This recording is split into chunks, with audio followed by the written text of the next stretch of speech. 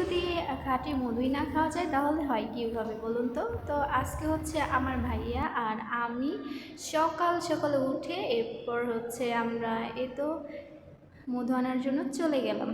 তো এই জায়গাটা এত ঠান্ডা ছিল আর অনেক সুন্দর একটা প্লেস। সো আমি আর ভাইয়া তো গান বলতে বলতে যাচ্ছি, তারপর হচ্ছে কুয়াশা দিয়ে যখন নাকি বাইকটা চালানো হচ্ছে তখন মনে হচ্ছে যে আমি একদম কুয়াশার একটা জগতে চলে এসেছি। তো দেখুন, অবশেষে চলে আসলাম এই জায়গাটায়। তো জায়গাটা এতটাই সুন্দর ছিল যে এমনিতেই নর্মালি মনটা এমনি ভালো হয়ে যায়। তো দেখুন, রাস্তাটা কিন্তু অনেক সুন্দর, মানে হাঁটতে হাঁটতে মনে হচ্ছে যে আমি পাহাড় থেকে নামতেছিলাম। তো আমার ভাইয়াও হাঁটতেছে। তো এখন হচ্ছে এই জায়গায় থেকে মধু নিবে।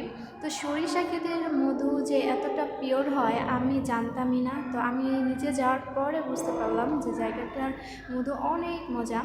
তো আসলে যখন নাকি আমি একটু খেয়েছিলাম তখনই বুঝতে পেরেছি যে এটা একদম খাঁটি মধু, একদম সরিষা ক্ষেতের যে একটা ফুলের গ্রাম থাকে ওইটাই কিন্তু আমি পেয়েছি। তো আমার ভাইয়া কিন্তু এখানে 2 কেজি 1 কেজি নিয়েছে, 2 কেজি ফার্স্ট টাইম নিতে চেয়েছে, পরে দেখলো যে একটু আগে নিয়ে দেখি, তারপর হচ্ছে পরে আবার নিব।